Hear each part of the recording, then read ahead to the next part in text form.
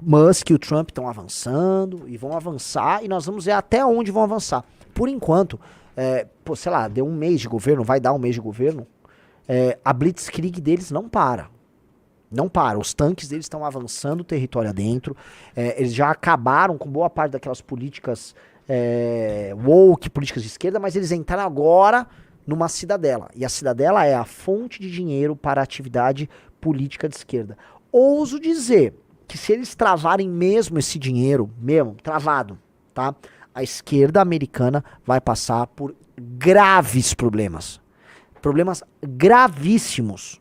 E eu digo mesmo aqui, se aqui no Brasil um presidente fosse capaz de fazer isso, cortasse esses convênios, cortasse essa grana, boa parte das iniciativas políticas de esquerda morriam. Você tem empresário que financia eles, com certeza. Mas a quantidade de convênios, ONGs e aparatos ligados à burocracia do Estado que financiam a atividade política de esquerda são, assim, monumentalmente grandes. Lembre que no Brasil a gente tinha uma coisa chamada imposto sindical, em que sindicatos, que era uma máquina de candidatos, uma máquina também de controlar pessoas, eles tinham um financiamento obrigatório que era extraído do salário dos funcionários. A gente pode falar também de sindicatos de funcionalismo que representam os caras e agem como atores políticos. Assim, no Brasil tem demais isso, mas lá também tem, e lá tem muito. Então eles estão cortando. Eu tô vendo isso com muita alegria. Muita alegria. Porque também começa a mostrar, assim, o rei tá nu. Eles precisavam disso para existir. A força da esquerda é ligada a isso? A força da esquerda é ligada a isso. A esquerda, ela vende, e isso é uma das coisas que a gente precisa sempre colocar na mesa. Tirando um populismo desbragado, a esquerda vende ideias que são muito antinaturais. Você precisa de muito dinheiro e muita força para forçar uma ideia antinatural na sociedade. Já parou pra pensar nisso? Por exemplo, essa ideia de ficar falando que todo mundo é travesti. Não, todo mundo é traveco. Ah, fulano, né, você nasceu traveco, criança é traveco. Porra, isso é uma ideia muito antinatural. Você ficar enfiando isso goela abaixo, tá? Você ficar falando com uma pessoa, a pessoa tá naquela fila de comida lá no Ceará. Aí do nada é prioridade chegar naquela pessoa que ela não é homem nem mulher. Porque a pessoa não tá entendendo nada, né? Ela tá pegando um saco de batata, ela fez o L, a vida não melhorou. Ela quer um saco de batata, não consegue pegar batata. E agora querem falar pra ela que ela é homem, não é mulher. Mas ela tá dizendo, eu não sei o que, eu sou mulher, eu não sou. Meu filho é o quê? Pra você financiar essa estrutura antinatural, são professores universitários, são jornalistas. Aonde eu vou chegar? São artistas, são ongueiros, são políticos. É uma estrutura, é uma máquina, é um aparato. Alguém tem que pagar o aluguel dessas pessoas. Alguém tem que pagar o almoço, o jantar. O que eu quero dizer é uma estrutura humana, uma máquina para defender essa ideia tão formidavelmente grande que essas pessoas têm que estar instaladas em instituições ou receberem dinheiro direto ou indireto de outras instituições tão grande que, assim, não vai ser com crowdfunding que isso vai se resolver, ou não vai se estabelecer de maneira natural na sociedade. É por isso que eles invejam coisas como, por exemplo, a igreja evangélica.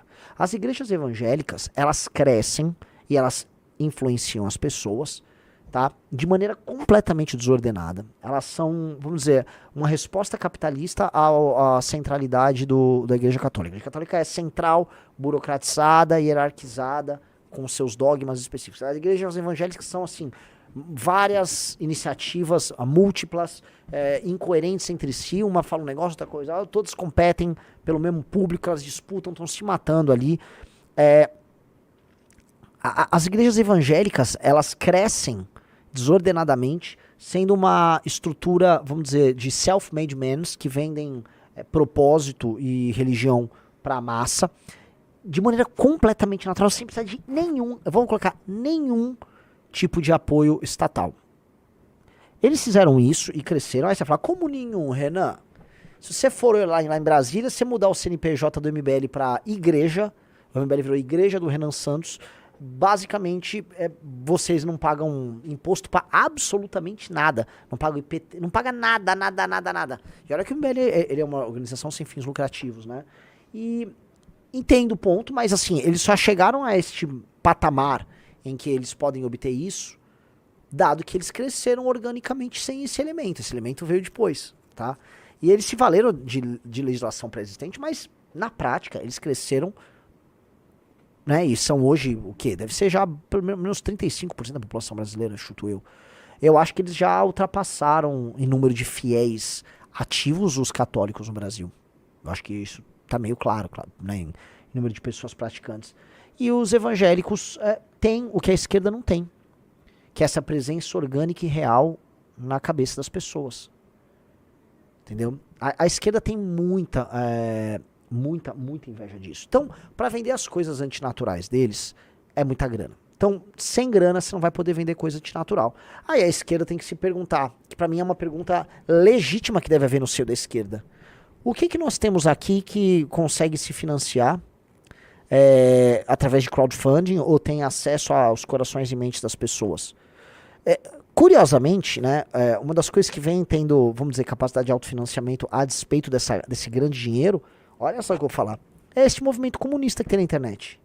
Porque ele produz conteúdo para a classe média. Então ele é um fetiche de bobocas de classe média aí, de lugares mais desenvolvidos, que querem ficar falando de comunismo e parecer radical por aí.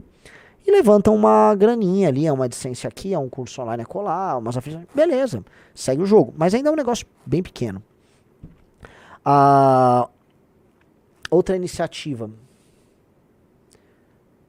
Quando houve, né, na época eu falei, olha, esse cara se comunica muito bem. Quando houve o surgimento do Janones, ele tinha um discurso populista e ele falava com as massas e tal, eu sempre falei, este cara será gigante. É que ele tomou decisões erradas, né? Ele se acoplou ao Lula, isso cobrou um preço. O Janones foi isso. O Janones foi um desses elementos.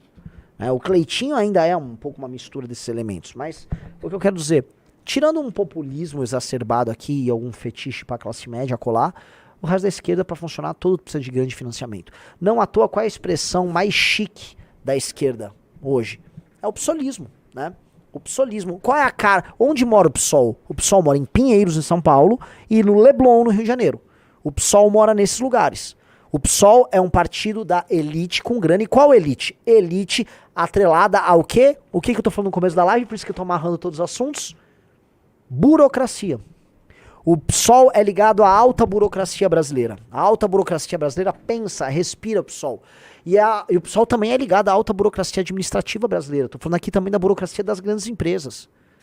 Então o PSOL representa isso. O PSOL é um partido dessa elite. E o PSOL, por ser o partido dessa elite, é quem abocanha este grande dinheiro. O PSOL é o partido do grande dinheiro, desse grande capital que vem pra cá. Então vai pegar, ONG, montei uma ONG das afropichadoras. Nós somos mulheres negras que picham.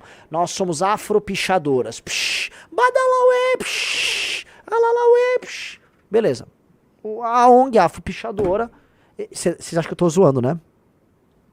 Sim, já houve uma ONG de afropichadoras que recebeu dinheiro, se eu não me engano, do George Soros. Foi ou da Fundação Ford ou da Fundação dos Soros. Existe uma ONG de afropichadoras, sim. Vocês achavam que eu tava zoando? Falei, o Renan foi lá. Não, é pior. Existe a ONG das afropichadoras, tá? Estão zoando, né? Não estão, não. Existe. O cara badala, tipo assim, Yemaya, né? As afropichadoras existem, elas não vão te machucar. Achou, Riso? Tô procurando aqui. Cara, o Brasil não é pra amadores. O Brasil não é pra amadores, tá? Vai ter afro... Tá achando o quê, ô pichador machista? Vai ter afropichador assim! Like na live, pessoal. É mole, cara. Pois bem, o Brasil é um país tão muito louco nisso aí. Então, eu acho que se você retirar de fato boa parte desse grande dinheiro, esse grande capital que interfere na política mundial, interfere também na política americana, o que é antinatural e que demanda grande financiamento para prosperar. Vocês entenderam o que eu tô querendo dizer? Vocês estão querendo dizer assim, ó, que as ideias mais malucas e menos competitivas do ponto de vista da formação da opinião pública, que para existir precisam o que eu quero dizer? Para você convencer as pessoas a tornarem seus filhos travestis, você precisa fazer assim que a Megan Fox tenha 3 filhos e faça os 3 ir a traveco.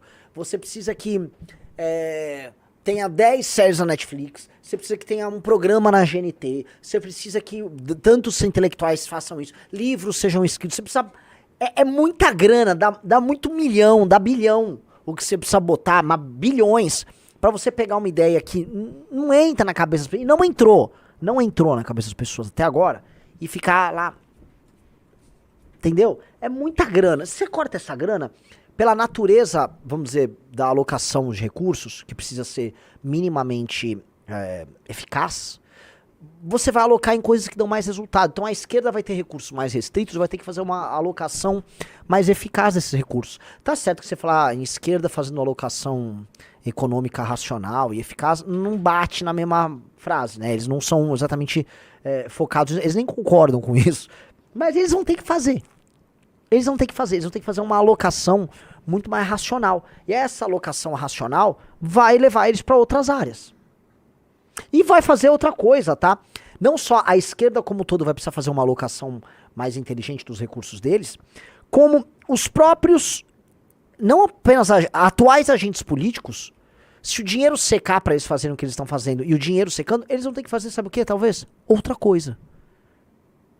E aí você vai pegar muita gente que é ativista hoje e vai ter que fazer outra coisa. Porque não é que não são pessoas talentosas em algumas áreas. Assim, na área das comunicações, na área das humanas, sim, cara, das humanidades. Nós tem pessoas de esquerda realmente muito inteligentes. Tem pessoas capazes ali. O lance elas são levadas, né, para uma determinada área. O DSM Pride disse, nós somos artistas, somos seres de luz. O Cazuza não era, só pra entender a missão, ele não era um gratiluz, ele não era tipo, somos energia, somos... Não, ele gostava de falar, a gente é dos desbundes, eu quero um fuminho, me dá um fuminho.